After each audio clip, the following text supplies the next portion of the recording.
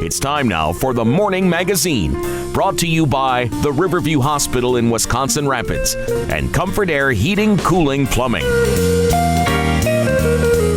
Now, with the Morning Magazine, here's Carl Hilke. Thank you, Jerry, and good morning, everyone, and welcome to today's show on AM 1320, as well as on the web at WFHR.com. And once again, we welcome our friends from River Cities Community Media. I got it right. They're more than just TV now. And River Cities Community Media is taping this session with Wood County Board Chairman Lance Pliml, who's in the studio after helping open the Central Wisconsin State Fair in Marshfield this morning. Good morning, sir. Good morning, Carl. Yeah. One of those mornings where I got up before daylight, which doesn't happen real often, at least this time of year. So. Okay, well, it's a big affair. We had the folks here just a week or so ago talking about the fair, and a lot of things going on August 28th, or today through Labor Day, and how's the fairgrounds looking for the big event? They're looking really good. You know, we have a fabulous facility up there. You know, I have the opportunity to attend a number of county fairs every year. Ours is by far and away, I think, the best one out there, from the facilities to the events that are planned. We have upgraded those facilities so much over the last 30 years that if you haven't had the opportunity to go up in the last, let's say, 5 to 10 years, you might want to make that special trip. I complained about getting up early this morning and heading up there, but long before I was there, some young children, young adults were out there taking care of those animals, getting ready for some of that judging. All of the events seem to be in place, and I think we're going to have a great weekend, weather cooperating, and it sounds like right now, other than we're probably going to sell a lot of water, that it's probably going to be pretty good weather. Okay, well, and also, in terms of getting folks from this area up to Marshfield for the fair, Highway 10 makes that a lot easier and quicker. I mean, if you're going to Marshfield, you really take 34 and go through by Rudolph and just pass Rudolph. You catch 10, you get on 10, you're in Marshfield in no time. The 3413, road up to 10 cuts a lot of time off. It makes it a very safe trip. The interesting part for me always is I actually had somebody the other day ask me for directions, and I said, I can take you there, but I don't remember all the new road numbers, because 13 is 73 and 80, and everything's moved. But the new 13 corridor runs along 34. It runs right into 10, and you can run that right up into Marshfield. It's a really quick trip. Majority of it now is 4-lane, right? So it's safe and it's quick, and that's the way I went. That's the way I go to Marshfield, and the fair. And there's a sign for the fairgrounds, the exit to take. So I mean, it's real easy to find the fairgrounds. So if you're planning, if you haven't been, as Lance said, if you haven't been up there in a while, take advantage and take the family up and have a day of fun up at the fair. There is a lot of opportunity. Starting today, Wednesday, Thursday, Friday, Saturday, you've got a lot of opportunity to get up there. The entertainment is varied and top-notch. I think you'll have something that probably fits everybody's taste somewhere along that. I understand that right now that the Oak Ridge Boys Saturday night is getting close to sold out. Tonight's performance, I think, is right up there. And Justin Moore, young country star. Yeah, is getting right up there from a pretty packed capacity kind of situation. So make the trip, get up there, support the fair, support the county. And, I tell people all the time, I don't always remember what I did last weekend, but I can think back many, many years to a time where my grandparents took me to a fair in Illinois. And whether it's the sights, the sounds, the smells, and I mean the good ones from the Midway. Food, everything you can imagine in the world that can be fried is. And it might not be good for you, but it sure smells good and it sure tastes good. But those are things that those children, grandchildren, young and old will never forget. So take the opportunity, make a trip up there for one of those days, and I think you'll find something that you would find of interest. You're talking about food. You can even have like a lunch. They have a lunch special day, adult gate admission, $9 or from 11:30 this morning to 1:30 this afternoon. Upon leaving, get a refund for $9. And give up your wristband or get a no refund and return later in the day.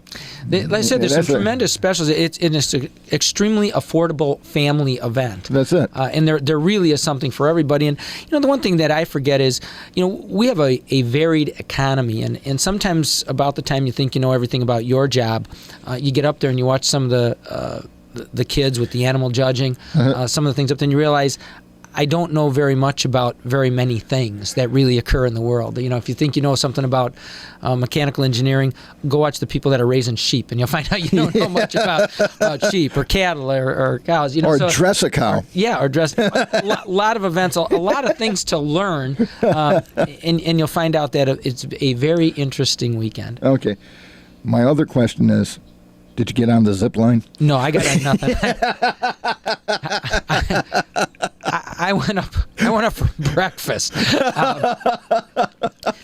They have when they open the fair every year. When we open the fair, they invite in many of those people that help throughout the year, Sure. or are instrumental in bringing that event along. And somehow I get invited every year as a handshaker. But it's always a great event. I always appreciate the invitation and the opportunity to be up there. Okay.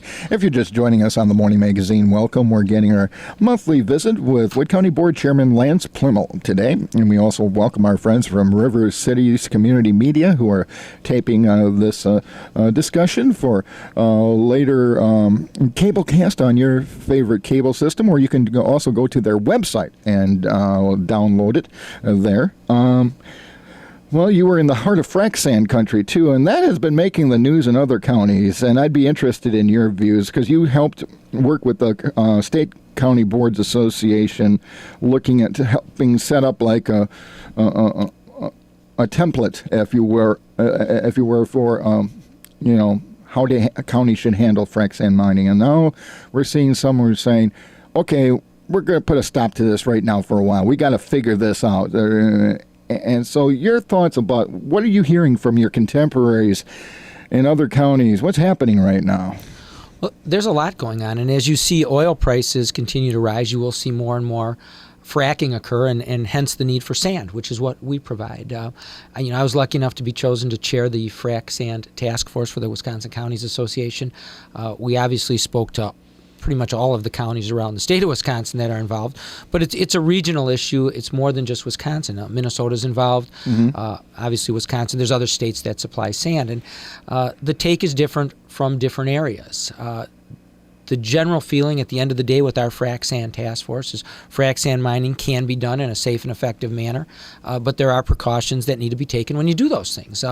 Reclamation, number one, is already state mandated. Those protections are in place, but there are other issues that deal with transportation, with fugitive dust, with noise, and all of those issues. And in the western part of the state, some of it just tends to do with aesthetics. What does it look like when you take down? That's what was one of the in southwestern along the Wisconsin River, the northwest area. Which, and those are issues they're looking at.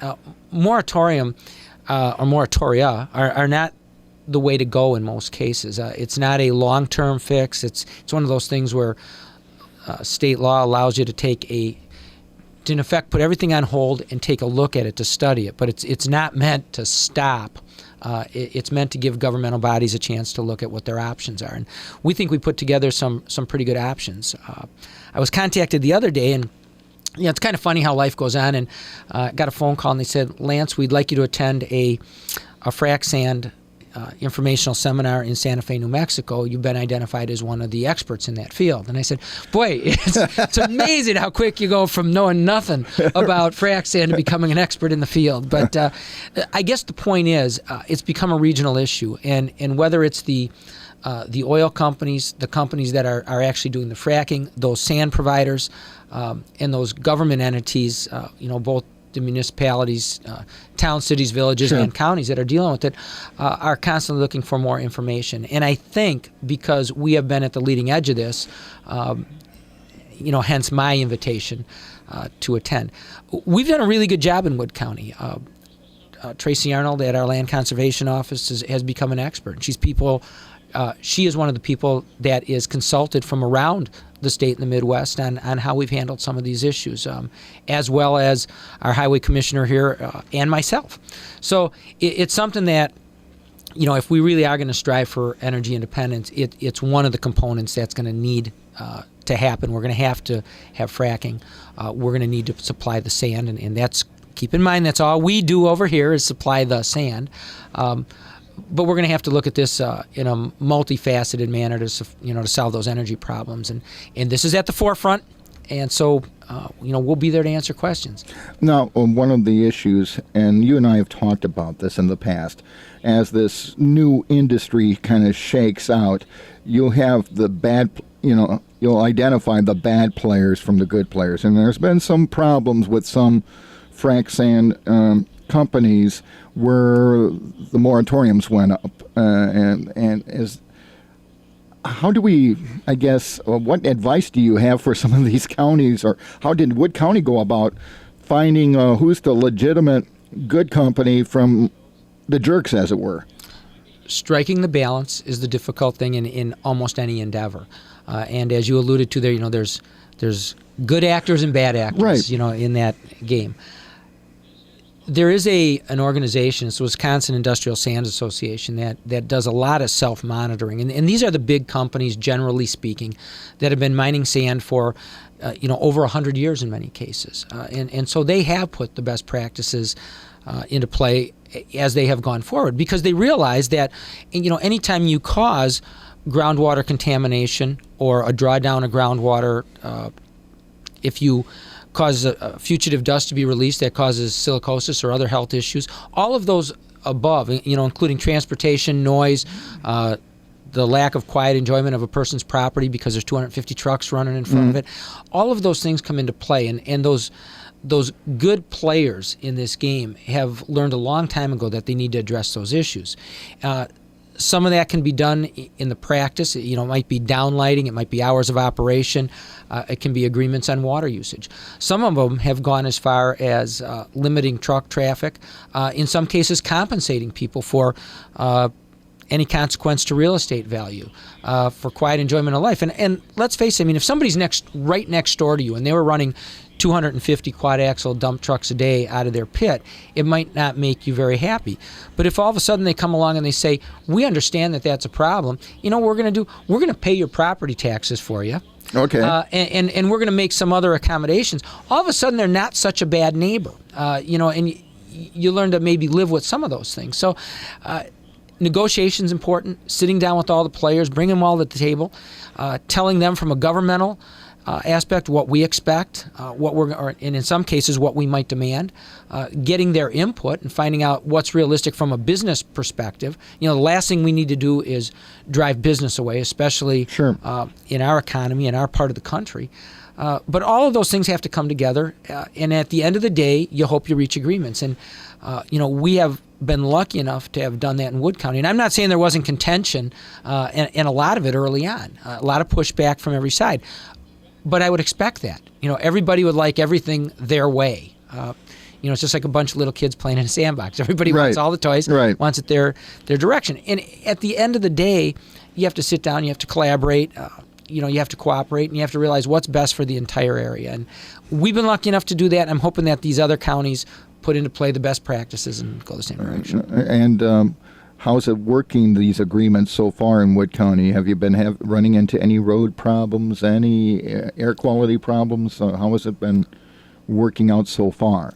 So far, we're just finishing up year 2 of the road negotiations, and obviously went way smoother than year 1 because we did all the engineering studies, we had all that in place, and they realized that this is not an open-ended contribution. It's when certain levels get reached, contributions in effect can stop. Those monies are only used to prepare those particular roads, and that there's protections in place for everybody. So that's gone well. We've had some concerns out of the Marshfield area with fugitive dust. We don't have a real good way of monitoring that. The DNR has not really picked up that ball and run with it. One of the recommendations from the task force was additional staff at the DNR to be able to do that and make those assurances. I understand that through some aspect of the Marshfield Clinic and one of their endeavors that they do, it might be their farm health group or something, they have now installed some monitoring outside of Marshfield. The important thing, what might have really helped is if we had some baseline monitoring even ahead of that. We'll have numbers, but what are we comparing them to? And the hope is that as we go forward, some of those standards will be set in place, and we'll have ways to monitor those and work within those parameters. I can tell you this, that the localities, the counties, the towns, villages, municipalities do not have the resources nor the expertise to deal with the quick build-out we've had of the number of mines. So we're going to need cooperation from all entities to make it safe as we go on. Okay. With that in mind, there was a resolution on August 20th at the county board from Judicial and Legislative Committee to encourage the Wisconsin Department of Natural Resources to provide a more complete and accurate method of assessing the impact of high-capacity wells so that the permitting process may be done in a manner that will adequately protect Wisconsin's surface and groundwaters for the use of all. There was nothing direct to the county on the fiscal note. Damages to the tax base of Wood County by high-capacity wells is speculative, but potentially huge. Obviously, this deals with your major dairies and the one that's being looked at down in Saratoga. Your thoughts about this resolution? Well, the way this was originally done at the state level was, in my opinion, not done in the best manner. As part of a budget process, and, right. And this should be a standalone issue that's looked at. I understand the reasoning, and the reasoning was so municipalities just can't throw up roadblocks and stop development just because they don't like it. But the thought that there's an issue of this magnitude that you wouldn't look at and study and look at the cumulative effects, to me sounds crazy. I'll put it as simply as I can. We look at the cumulative effects of almost everything that happens, whether it be from simplistic of the number of liquor licenses we issue, in that density, to the number of homes we allow, or how many homes per acre, or how many acres per home, to not look at cumulative effects of the pumping of groundwater, to me seems ludicrous. So what we're doing is encouraging the state to look at it. Now, what the study may bear out is this will have zero effect, and the proposed CAFO in Saratoga goes on as planned, and there's a no harm, no foul. On the other hand, if the study comes up and says you're going to have extreme damage if you run either that many wells or you run them simultaneously, or you don't limit drawdowns to a number of inches or feet, that you're going to have problems. So the message that we were trying to send to the state is take your time and look at the issue.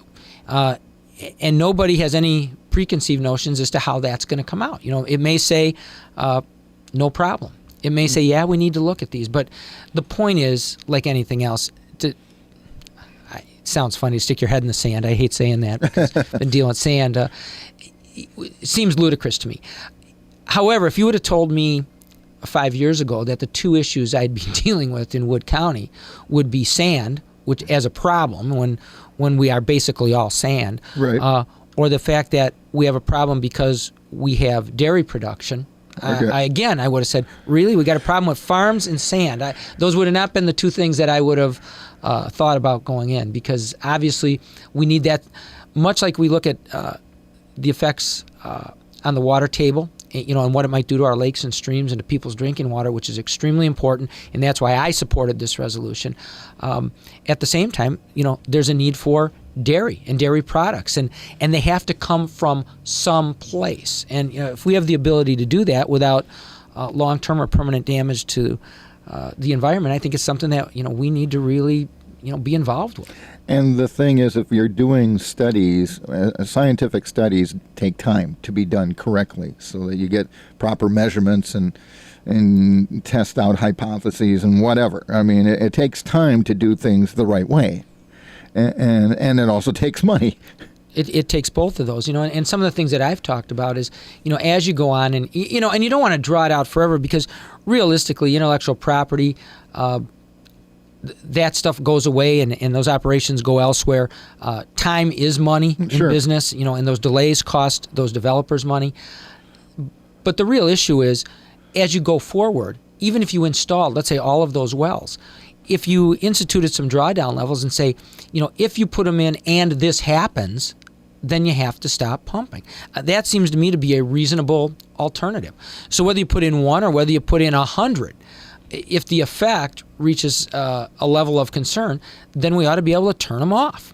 And that's something that I think the legislature has to look at and has to allow the municipalities some latitude in how they're going to handle that. Okay. As we get into the fall, we get into budget times for all of the different levels of government. As you learn more about what was in the state budget and how it will affect Wood County. So you want to talk about the fair, huh, Carl? Yeah. Be happy to.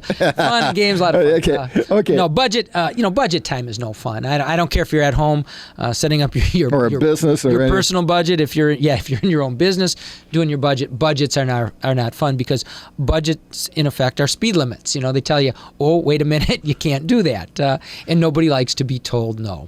But there's a finite amount of money out there. I've said it many times on your program. We have either cut and or maintained at the same level our county tax rate for 15, 16 consecutive years, which is really phenomenal.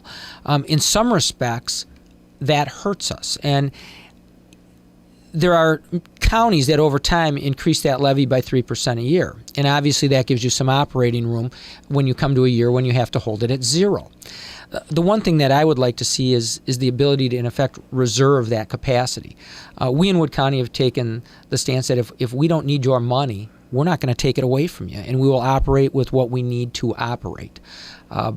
But by the same token, should something come up later and we never use that capacity, as you start running those multipliers, 3% a year, and some of these have done that for 15 years, you can see what that did to your tax rate. Sure. In Wood County, if we haven't done that, we've in effect given away 30, 40, 50%, additional tax revenue. I'm not saying we should have 30, 40, or 50%, but if we don't use it one year, there should be a way to set some of that aside should the need arise. And I think a rainy day fund. A rainy day fund. And by the fact that we haven't used that money, that we've had responsible management, that we carry almost no debt in our county, and I'm talking we don't use 1/100th of what we're allowed, I'd like to see some of that latitude. Going forward, we're looking right now, round numbers, about $1 million shortfall from what was requested. Now, we're going to make that work. My hope is that we can come in at 0% again. But you don't know what will happen. The other part about this is, there's tax levy and there's tax rate. Right. And it's kind of easy to say you've maintained the tax rate if you have new construction. But we have had no new construction or growth in Wood County for a long time. And we have not only kept that tax rate the same, but we've cut the overall levy from somewhere in the neighborhood of $120 million to roughly $90 million. And we've gone from a payroll system one time that was maxed out, and keep in mind these weren't all full-time, but close to 950 names down to under 700 employees at this point in time. So we have done our best to be efficient, effective, to use your dollars as wisely as possible. But while I say that, and I've often used this in speeches I've made around the county, is we cut the rate, but it's never going to go to zero. So at some point, you've reached the point where it just cannot go any lower. You filled your gas tank up this week, price of gas went up 10 cents a gallon roughly. Those impact the counties too. Okay.